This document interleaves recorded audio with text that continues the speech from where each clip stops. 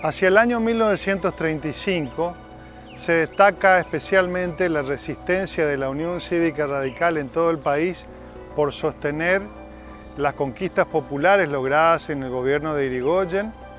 y particularmente por lograr un sistema político donde hubiera un sufragio libre. Dentro de ello, una de las provincias donde se logró un resonante éxito con elecciones libres fue la provincia de Córdoba, surgiendo así una figura que habría de tener gran influencia en aquellos años en toda la Unión Cívica Radical a nivel nacional, como fue el gobernador Amadeo Sabatini, que llevó adelante en aquellos años de 1935 en adelante una gestión austera, republicana, respetuosa del orden público, donde existían elecciones libres, se protegió la educación, se llevó adelante un modelo de desarrollo y un modelo de progreso. Sin duda, Amadeo Sabatini sería una de las grandes figuras de aquellos años en la Unión Cívica Radical. Por otro lado, hubo también un incidente muy famoso, retratado en la película Asesinato en el Senado de la Nación, que es consecuencia de las investigaciones del Tratado Roca-Runciman y otros aspectos que tienen que ver con investigaciones de corrupción del gobierno de Agustín P. Justo, en los cuales fue intentado asesinar el senador demócrata progresista Lisandro de la Torre, y se interpone a defenderlo el entonces colega senador Enzo Bordavere, que fue asesinado, con lo cual de alguna manera muestra un antecedente gravísimo ocurrido al interior de una de las cámaras del Congreso, nada menos que en el Senado de la Nación. En todos aquellos años, por supuesto, era muy evidente y protagónico el rol que ha tenido Marcelo T. Alvear, ya fallecido Hipólito Yrigoyen, liderando la Unión Cívica Radical, recorriendo las provincias. No nos olvidemos que votaban solamente las provincias fundadoras, todavía los territorios nacionales no habían constituido provincias, el país geográficamente era más pequeño, pero las distancias eran mucho más difíciles de cubrir. Sin dudas, Marcelo T. Alvear era el líder del radicalismo y luchaba fuertemente para la reconquista del sufragio popular y los logros que había permitido realizar la Unión Cívica Radical en los campos de la economía, la sociedad y los derechos. Tal es así que en el devenir político, hacia el año 1937, vuelve a postularse nuevamente Marcelo T. Alvear, acompañado por la Unión Cívica Radical, y las elecciones se celebran el 5 de septiembre del año 1937. En aquella elección se pone nuevamente en juego la maquinaria del fraude, que lo denominaban el fraude patriótico, así lo denominaba el gobierno conservador de Agustín P. Justo, y se amañan distintas elecciones, se encarcelan fiscales, se impiden comicios, se trasladan, contingentes políticos, y así es que es posible que en la gran mayoría de las provincias directamente el radicalismo no puede actuar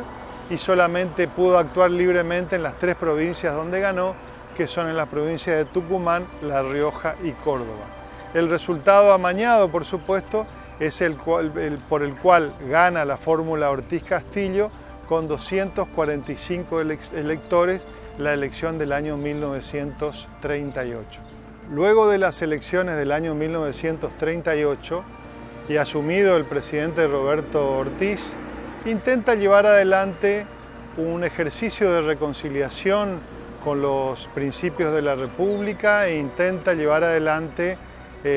medidas que tienden a transparentar el proceso político, acercamiento con dirigentes de la Unión Cívica Radical, tendiendo a normalizar el proceso institucional. En el medio de ello surgen otras presiones vinculadas con los poderes económicos y militares que le impiden llevar adelante este proceso y se restauran las restricciones en lo que hace a libertades políticas. Acaece, por supuesto, también hacia el año 1939 el inicio de la Segunda Guerra Mundial y un nuevo cambio de ciclo económico y la manera en que se desarrollan las relaciones internacionales en nuestro país con el resto del mundo. Hacia fines del año 1940 renuncia por un problema gravísimo de salud que le impide, que inclusive lo lleva a la ceguera. Hacia el año 1940 renuncia el presidente Roberto Ortiz y asume el vicepresidente Ramón Castillo, quien encabeza, por supuesto, una restauración conservadora, vuelve a establecer prohibiciones políticas, sistemas de fraude, persecución de la Unión Cívica Radical, impedir la realización de actos y mitines políticos de la oposición que de alguna manera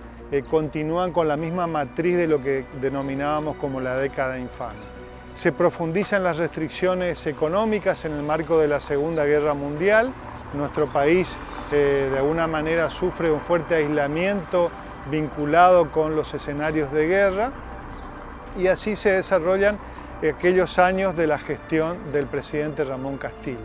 Hacia el año 1942 se producen un triple fallecimiento de dirigentes que habían sido protagonistas de la historia en aquella época.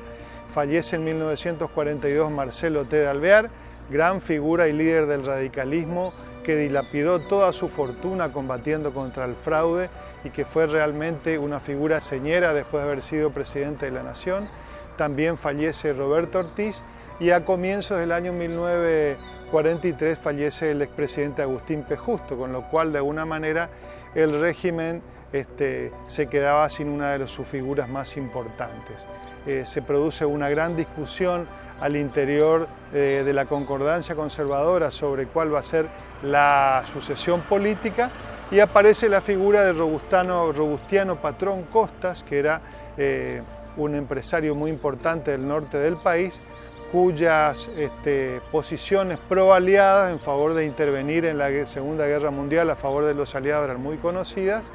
y eso genera realmente un gran impacto político al interior de la alianza gobernante, que estaba conformada también por militares nacionalistas. Y así se empieza a gestar el golpe del 4 de junio de 1943, es decir, el golpe del 4 de junio de 1943, denominado el golpe de los coroneles, es un golpe que tenía muchas motivaciones. Una de ellas, una de las más importantes, era impedir que el gobierno argentino tuviera una posición pro-aliado, es decir, que jugara en la Segunda Guerra Mundial en favor de los aliados y que tuviera una posición pro-germánica o por lo menos una posición de neutralidad. Así que bueno, así da fin a lo que conocemos como la década infame, con un nuevo golpe militar y con la instauración de un golpe militar nuevo, un ciclo denominado populismo nacionalista.